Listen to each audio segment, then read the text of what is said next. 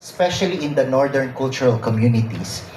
Knowing in the northern cultural communities, which from the north up to Pampanga, no, the Tagalog and Bulacan clusters, we have here on two slots that would be intended for capacity building for our cultural communities in relation to different activities, no? Like oral traditions, languages and expressions, into performing arts, into social practices, rituals, festive events, knowledge and practices concerning nature and the universe, and the traditional craftsmanship.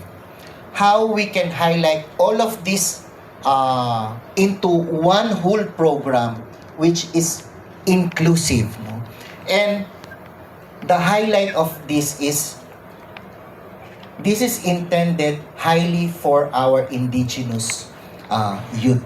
So, yun yung isa sa mga highlights na meron or welcome for application sa ating mga cultural communities.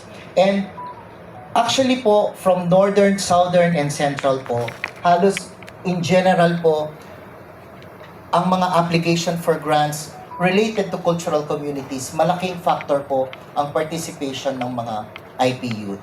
And in the southern cultural communities, there are so many highlights, no, regarding on the practices on governance. Kasi ang daming nating mga very, very active cultural communities in the southern. And at the same time, they also been needing documentation, publication. So, on all of these cultural practices and traditional crafts na meron sila on the southern groups.